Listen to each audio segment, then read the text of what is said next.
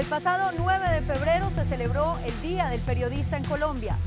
Un día en el que se cerraba un medio de comunicación investigativo y se ponía en riesgo la libertad de informar.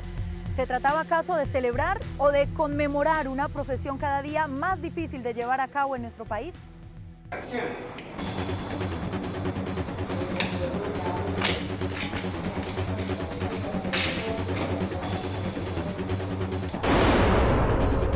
Ojalá todo fuera tan fácil como disparar flashes, tomas de video o reportes de audio.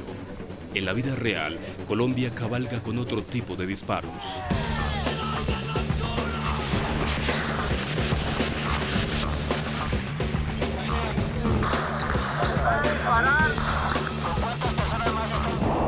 Y en medio de ese fuego cruzado está la persona que debe mostrarle al mundo esta realidad, la de la intolerancia, la corrupción y los desafueros de una sociedad que sin embargo muchas veces quiere ocultar su rostro siniestro, acallando precisamente la verdad y a quien la expresa. Y eso es impunidad. Hace una semana en Campo Alegre, Huila, el primo de un alcalde agarró a golpes a un periodista en la calle diciéndole que no se metiera más con su primo y que por favor dejara de hacerle, por favor, ¿no?, dándole puños contra el piso, dejara de hacerle tomas a su hermana que apareció manejando un vehículo oficial y comprando licor en ese mismo vehículo. En Sincelejo encontramos a un periodista que llegó a la escena de un crimen. La policía inmediatamente lo cogió solo y le hizo borrar las fotografías de los cadáveres. Y en este momento las escenas de crímenes las están cubriendo con lo que los periodistas llaman unas casitas, o sea, bolsas negras para impedir que haya registro gráfico de los crímenes. Y no solo se cubren unos cuerpos por el sentido escrupuloso del hecho, sino que se quiere tapar, disimular, maquillar. En una palabra, ocultar la realidad. Es como si el ojo ciudadano les molestara, les complicara el trabajo sucio, que de todas formas o bien antes o bien después buscan realizar. ¿Quién habla? Comandante del batallón. Comandante, ¿cómo está? Pues le explico lo siguiente. Resulta que nos informaron y nos dimos cuenta que ustedes van a presentar un documental respecto a los hechos de Mapiripán. Sí. ¿Correcto? Sí. Entonces necesitamos por favor que, como va a ser aquí en las instalaciones nuestras del Teatro Patria, Sí. aquí nuestro de la institución, por favor nos presente aquí con anticipación el material para nosotros analizar de qué se trata y poder dar autorización pues para que lo presenten aquí en la instalación nuestra.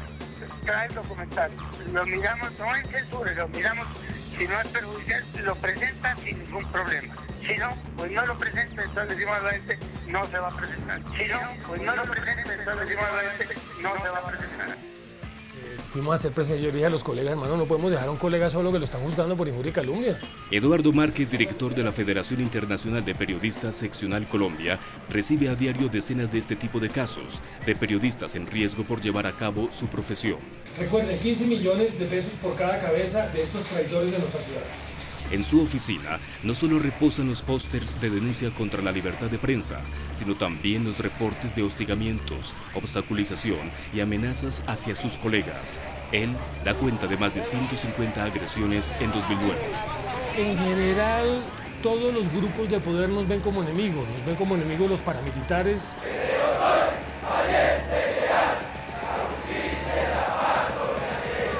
Que el año pasado se ensañaron con periodistas de la costa atlántica en amenazas colectivas, sobre todo en la ciudad de Barranquilla.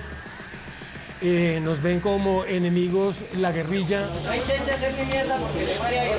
Hoy día, un poco por la ofensiva del ejército, ha disminuido sus agresiones contra la prensa.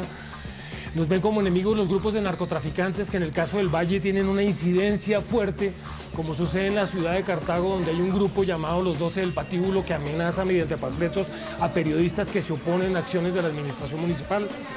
Pero nos atacan los manifestantes en las calles. Nos ataca la policía cuando vamos a cubrir las manifestaciones. El año pasado nosotros reportamos cerca de 10 agresiones de la policía más contra periodistas. Inclusive un caso donde la policía le coge la cámara al periodista, le saca la cámara, el cassette y le tira la cámara al piso porque él había registrado un disparo que la policía le había hecho a unos manifestantes durante un desalojo.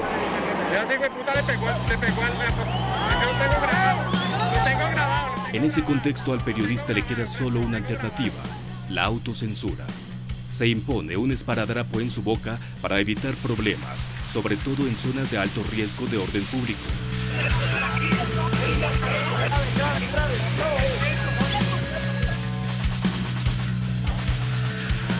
Allí murieron todo tipo de gente y en medio del conflicto los primeros en llegar no fue la fuerza pública sino los periodistas, entre ellos yo. Y quedamos en medio del fuego cruzado entre la guerrilla y los paramilitares y estuvimos a punto de caer en un campo minado donde dejaron algunos muertos con las minas por debajo de ellos. Y es que en los últimos 20 años han sido asesinados más de 150 periodistas. La impunidad ha llegado a un 95%, ya que son casos sin resolver por parte de los estrados judiciales. Bienvenido a la civilidad.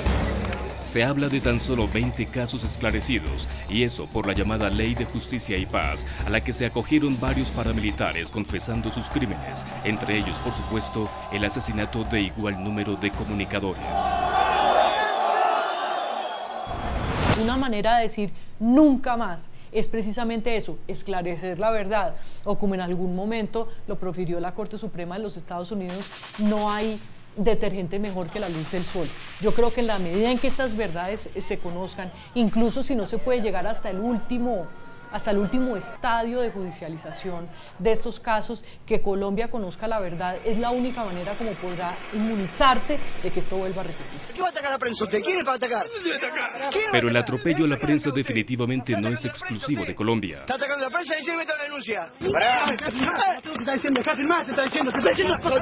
A la detención ilegal, la agresión física y en muchos casos verbal, presente en todas las latitudes del globo. Democracia, está en vivo en todos los canales de televisión.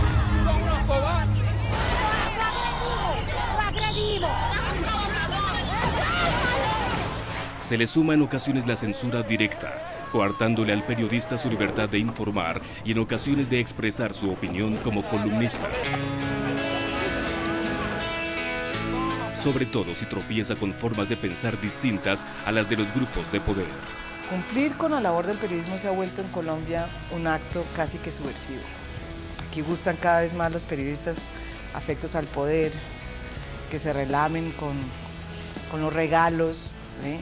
Eso es parte, digamos, esa especie como de decisión de adormilarnos, de pensar que nunca nos va a pasar a nosotros. Votan a Claudio López, ¿qué importa? Votan a Javier Darío Restrepo, de colombiano, ¿qué importa? Cierran un medio, ¿qué importa? Pues así vamos a quedarnos en un día, vamos a llegar a un día donde vamos a ver que la libertad de expresión en Colombia va a ser realmente mínima. Conversando con María Jimena Duzán, ella nos comenta que aunque no es afecta a Marcel Granier, el presidente de RCTV, canal venezolano de televisión cerrado por el presidente Hugo Chávez, deplora ese hecho, porque afecta en el fondo la libertad de prensa. A esto es lo que hemos llegado, presidente. Guardia Nacional, ¿qué es lo que estás haciendo? No, presidente, he sido ecuánime en mi información, he sido imparcial en mi información, he cubierto tanto el oficialismo como la oposición de una manera equilibrada, como ese periodismo que usted quiere. Y veíamos la gran diferencia. Javier Darío Restrepo, quien viaja constantemente por toda América Latina ondeando la bandera de la ética y los derechos del periodista, sabe muy bien que así el cierre de un medio sea a garrote o a escondidas, las consecuencias son las mismas. Aquí las cosas se hacen con sutileza. Allá se hacen a golpes, a hachazos. Aquí se utiliza bisturí. Pero en uno y otro caso la consecuencia viene siendo la misma, ¿no? Sí, para el efecto es lo mismo, porque el periodista se siente presionado y no es tanto que haya presiones sobre los periodistas, sino que la gran pérdida la está recibiendo es la población. Hace unos meses, este hombre, punto de referencia y torre de marfil del periodismo colombiano, también tuvo que pagar las consecuencias de pensar distinto al periódico donde escribía, El Colombiano. Su columna fue desplomada. La quisieron volver de humo.